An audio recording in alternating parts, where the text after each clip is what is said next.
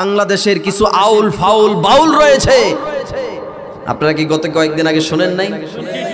এমন অকাট্য ভাষায় গালিগালাজ করেছে, এটা মুখে আনা সম্ভব না। নাউজুবিল্লাহ বলবেন না? এই সমস্ত আউল বাউল ফাউলদের কারণে আজকে বাংলার জমিনে ভূমিকম্প হচ্ছে। কথা বলেন ঠিক না বেঠিক? গত কয়েকদিন আগে বাউল শিল্পী আবুল সরকার আমার আল্লাহর বিরুদ্ধে আচরণ করেছে, আমার আল্লাহকে গালি দিয়েছে। কথা বলেন ঠিক না বেঠিক? এই সমস্ত আউল বাউল ফাউলদের কারণে জমিনের মধ্যে আল্লাহ ভূমিকম্প দেয়। আবুল সরকারকে গ্রেফতার করেছে। আমি বলবো আবুল সরকারের 14 গোষ্ঠীকে যেন গ্রেফতার করে। কথা বলেন ঠিক কিনা? কারণ যারা আমার রসুলের বিরুদ্ধে কথা বলবে, আল্লাহর বিরুদ্ধে কথা বলবে, তাদেরকে দুনিয়ার জমিনে সর্বোচ্চ তাদেরকে ফাঁসির কারাদণ্ড, তাদেরকে ফাঁসি দিতে হবে। কথা বলেন ঠিক কিনা? আমরা আজকের এই তাফসিরুল কুরআন মাহফিল থেকে বাংলাদেশ সরকারের কাছে একটা আবেদন জানাই।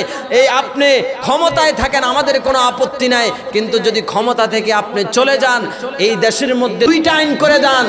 এই যে এরশাদ চাচা মারা গেছে, এই বাংলাদেশের জন্য একটা ভালো একটা কাজ করছে। কি কাজ বলেন তো আপনারা?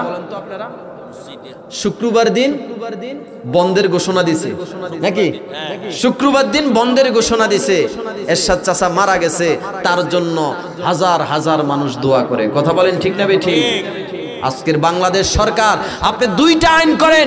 1 নম্বর আইন হচ্ছে এই দেশের মধ্যে যারা আমার হাবিবুল্লাহর সাথে বেয়াদবি করে, রাসূলের সম্মান নিয়ে যারা কথা বলে, তাদেরকে আইনের আওতায় আনে সর্বোচ্চ তাদেরকে ফাঁসির কাস্টে ঝুলাইতে হবে। এই আইন পাশ করেন, কিয়ামত পর্যন্ত আপনার জন্য মানুষ দোয়া করবে। কথা বলেন ঠিক না বেঠিক? আরেকটা আইন আপনি পাশ করে যান।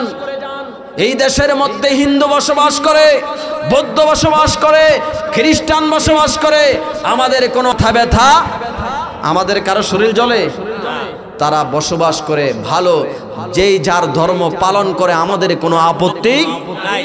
কিন্তু বাংলাদেশে এক শ্রেণীর মানুষ বসবাস করে, তারা আমার নবীকে আখিরি নবী, শেষ নবী মানতে চায়। তারা হচ্ছে কাদিয়ানী সম্প্রদায়। জোরে বলেন কি? ওই কাদিয়ানী সম্প্রদায় আমার নবীকে আখিরি জামানার শেষ নবী তারা মানতে চায় না।